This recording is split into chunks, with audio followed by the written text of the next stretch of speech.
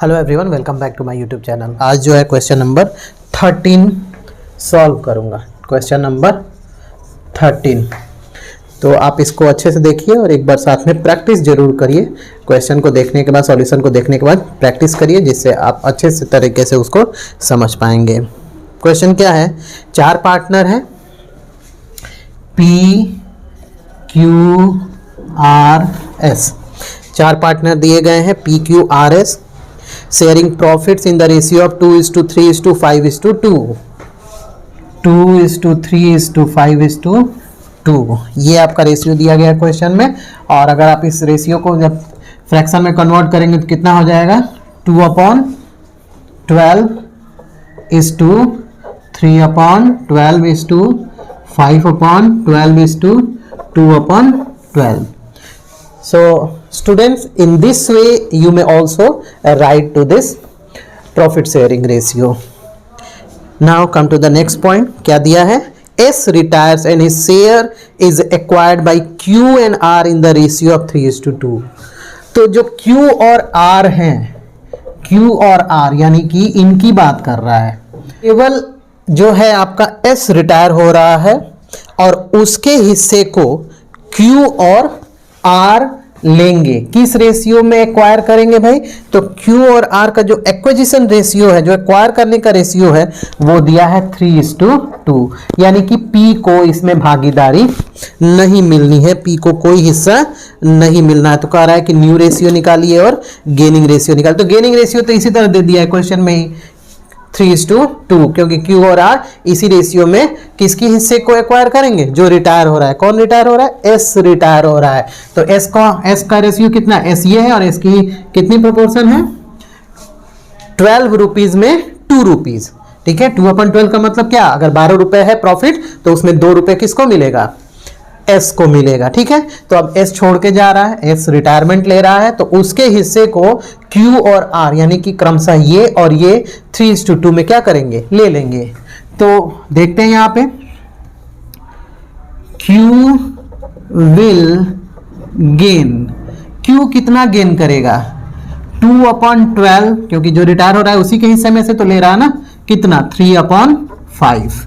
And R will gain, R will gain 2/12 into ये कितना ले रहा है? 2/5। तो कितना हो जाएगा? 6/60 इज इक्वल टू 4/60। तो इस रेशियो में ये गेन कर रहे हैं। तो न्यू रेशियो कैसे निकलेगा?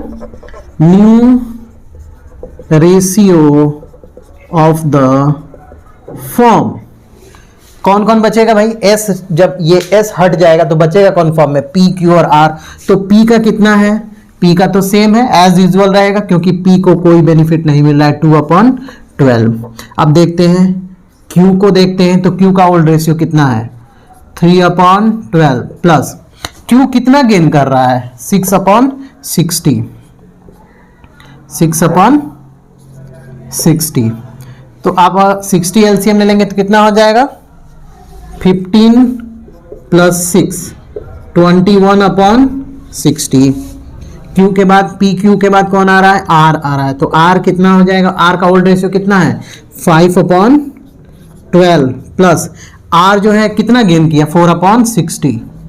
4/60 60 LCM हो जाएगा 25 प्लस 4 29/60। तो यहां पे न्यू रेशियो कितना हो जाएगा फॉर्म का? यही तीनों ना बचे हुए हैं फॉर्म में, ये और ये। तो इन तीनों का PQR का न्यू रेशियो कितना हो जाएगा? यहां पे कर सकते हैं 2/12 is to 21/60 is to 29/60। LCM ले लीजिए, 60 हो जाएगा, 12 5 जा 60, 5 2 जा 10, 21 इज टू 29। तो न्यू रेशियो कितना आ गया यहाँ पे? 10:21:29। एक बार क्वेश्चन में चेक कर लेते हैं। तो 10, 21 और 29 ये आपका आ गया है। और गेनिंग रेशियो को आंसर में दिया हुआ है 3:2, क्योंकि ये क्वेश्चन में भी दिया हुआ है कि किस प्रपोर्शन में रिटायरिंग पार्टनर के हिस्से को Q और R एक्वायर करेंगे। तो इसको निकालने की जरूरत नहीं है, वो क्वेश्चन में ही दिया हुआ है। तो ये क्वेश्चन कंप्लीट हो गया है। बढ़ते हैं अगले क्वेश्चन की तरफ। अगला क्वेश्चन क्या है? तो अगला क्वेश्चन थोड़ा सा लेंदी दिख रहा है। क्या है इसमें? Question number 14। क्वेश्चन नंबर 14, इसमें 3 स्टेप में इस क्वेश्चन को आपको सॉल्व करना होगा। ए और बी दो पार्टनर है जिनकी रेशियो जो दी गई है 5:3 दी गई है। ए एंड बी 5:3 इनका रेशियो है। मैं क्वेश्चन पढ़ दे रहा हूँ। A and B were partner sharing profits in the ratio of 5:3 on 1 April 2014 they admitted C as a new partner for 1/4 share which he acquired from A and B in the ratio of 3:2। तो उन्होंने C को admit किया है और C की जो profit है, profit जो हिस्सेदारी है प्रॉफिट में, वो 1/4 है। तो यहाँ पे C क्या है? C share in profit is equal to 1/4। और ये कह रहा है कि ये जो 1/4 इसको मिला है, ये इसने यानी कि C ने इन दोनों से किस रेशियो में एक्वायर किया है? 3:2 के रेशियो में। यानी कि A ने कितना सेक्रीफाइस किया? A has sacrificed. अब इस 1/4 का 3/5 यानी कि इसने किया है 3/20। और B ने कितना सेक्रीफाइस किया है? B हैज सेक्रीफाइस्ड इस 1/4 का 2/5 यानी कि 2/20। अब ये 3/5 और 2/5 कहाँ से आ रहा है? तो क्वेश्चन में ही दिया हुआ है कि जो C है वह अपने 1/4 को किस रेशियो में एक्वायर कर रहा है? एक्वायर्ड इन 3:2 रेशियो। ओके, 3:2 रेशियो में एक्वायर कर रहा है। यानी कि A ने 3/20 सेक्रीफाइस किया और B ने 2/20 सेक्रीफाइस किया है। तो अब क्या करेंगे यहाँ पे? ये जो भी इसने सेक्रीफाइस किया ना, इनके ओरिजिनल ओल्ड रेशियो में से सब्सट्रैक्ट कर देंगे तो न्यू रेशियो आ जाएगा। ठीक है, तो कैसे होगा?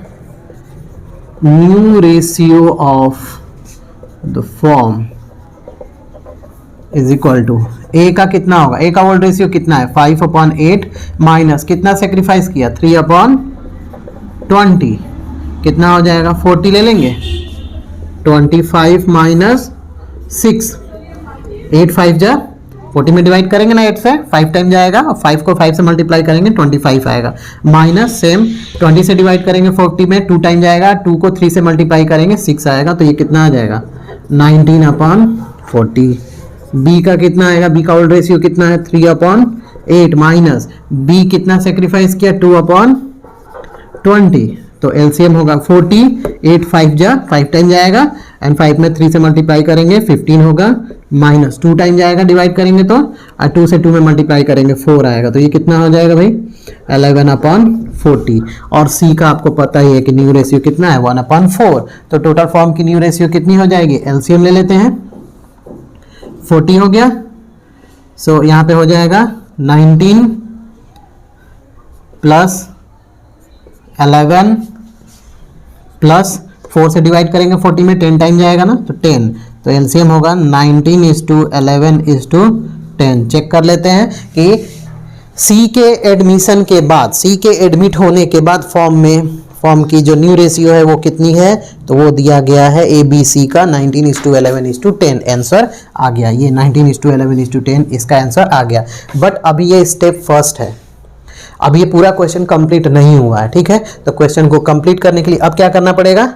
अब यहाँ पे देखते हैं कि आगे क्या दिया है। तो आगे है ऑन 1 अप्रैल 2015, यानी कि C के फॉर्म में एडमिशन लेने के 1 साल के बाद, यानी कि नेक्स्ट फाइनेंशियल ईयर के फर्स्ट डेट यानी कि 1 अप्रैल 2015 को एक और पार्टनर एडमिट हो रहा है जिसकी हिस्सेदारी कितनी है? 1/6 है। ठीक है, जो इसने एक्वायर किया है 1/10 और 1/15 के रेशियो में, किससे? A और C से, यानी कि इससे और इससे एक्वायर किया है। अब इस ओल्ड रेशियो से कोई मतलब नहीं है। ठीक है, तो इसको मिटा देते हैं क्योंकि ये स्टेप एक स्टेप हो गया है। अब आपको इस रेशियो को हमेशा ध्यान में रखना है, तो इस रेशियो को अभी रहने देते हैं नीचे। अब कौन एडमिशन ले रहा है? सी के बाद डी को एडमिट किया जा रहा है। एंड पहले लिख लेते हैं new ratio of the form, new ratio of the form नीचे दिया है ना, 19:11:10, A:B:C, A, B and C, ठीक है। A, B एंड C का जो रेशियो है ये दिया है। अब D एडमिट हो रहा है, D न्यू रेशियो और D रेशियो, न्यू लिखने की जरूरत नहीं है क्योंकि वो उसके लिए न्यू ही है। D रेशियो कितना है? D रेशियो है 1/6, D का रेशियो है 1/6। इस रेशियो को इसने एक्वायर किया है किससे किससे? A से और C से। तो A से इसने कितना लिया है? क्वेश्चन में ही दिया हुआ है 1/10, और C से इसने कितना लिया है? 1/15, ठीक है। तो क्या करेंगे आप? A का न्यू रेशियो निकालने के लिए A के रेशियो में से, ओल्ड रेशियो में से, क्योंकि अब तो ये ओल्ड हो गया ना, इसके एडमिशन के बाद ये रेशियो ओल्ड हो गया, अब न्यू रेशियो आपको निकालना है। तो कैसे निकालेंगे?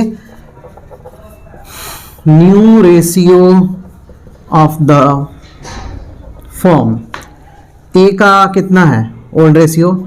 19/40 माइनस A ने कितना सेक्रीफाइस किया है? 1/10, 40 इसको लिख लेंगे, 19/4 कितना हो जाएगा? 15/40, ठीक है। ये A का हो जाएगा। B का उसी तरह निकालेंगे।